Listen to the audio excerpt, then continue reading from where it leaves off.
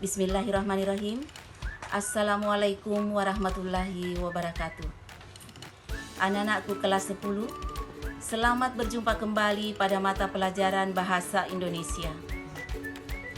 Pada beberapa pertemuan yang lalu, kita sudah membahas materi laporan hasil observasi dan materi teks eksposisi. Nah, pada pertemuan kali ini kita akan membahas materi selanjutnya, yaitu menyampaikan ide melalui anekdot.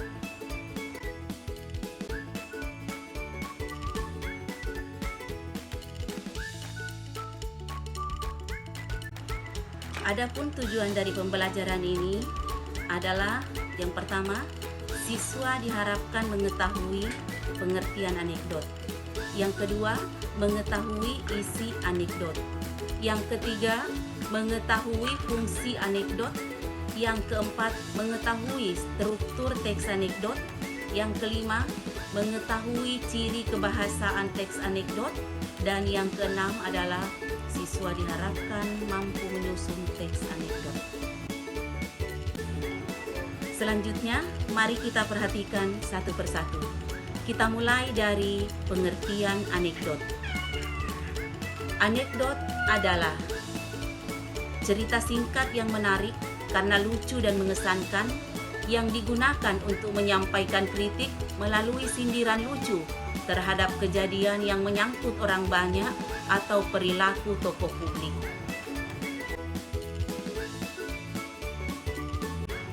Apa isi teks anekdot? Isi teks anekdot adalah sindiran dan kritikan terhadap kejadian yang menyangkut orang banyak atau perilaku tokoh publik.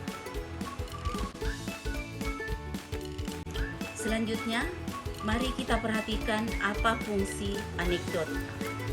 Adapun fungsi anekdot, yang pertama adalah sebagai sarana ekspresi yang berhubungan dengan ketidakpuasan, kejengkelan, kemarahan, dan sebagainya.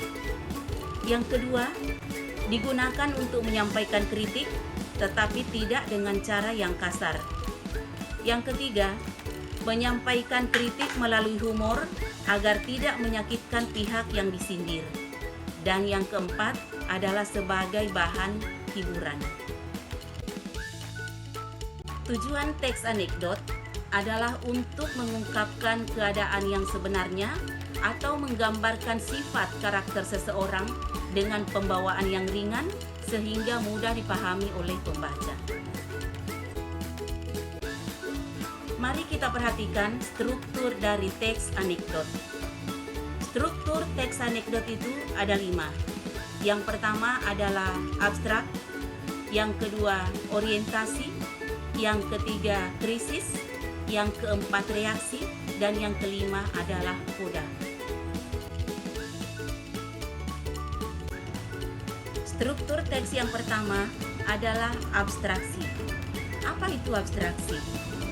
Abstraksi adalah bagian awal paragraf yang berfungsi memberikan lukisan tentang isi teks. Struktur yang kedua adalah orientasi. Orientasi itu adalah bagian yang menunjukkan awal cerita atau latar belakang peristiwa itu terjadi. Yang ketiga adalah krisis. Pada bagian ini, terjadi hal yang tidak biasa pada tokoh cerita. Yang keempat adalah reaksi.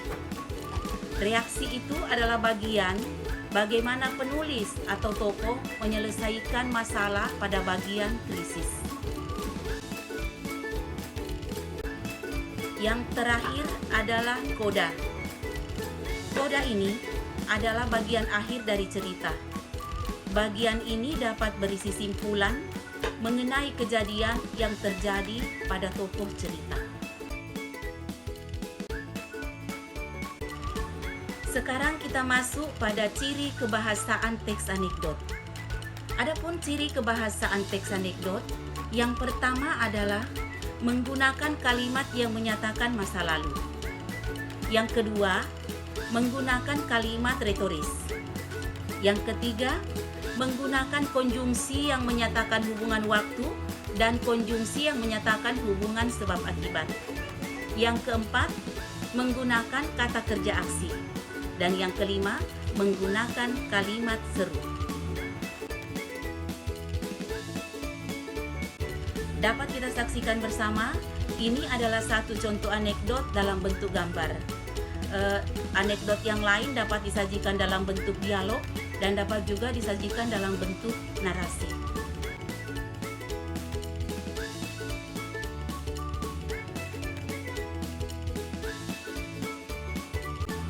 Selanjutnya, mari kita simak salah satu contoh teks anekdot berikut ini yang berjudul Mau Gaji Besar?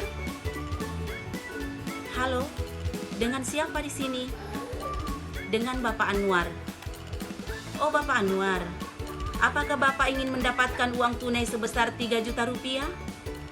Wah, mau banget. Bagaimana caranya? Kerja, Pak. Itulah salah satu contoh teks anekdot. Anak-anakku, demikian pembahasan kali ini mengenai teks anekdot. Terima kasih sudah menonton dan sampai jumpa pada materi berikutnya. Wabillahi taufiq wal hidayah. Wassalamualaikum warahmatullahi wabarakatuh.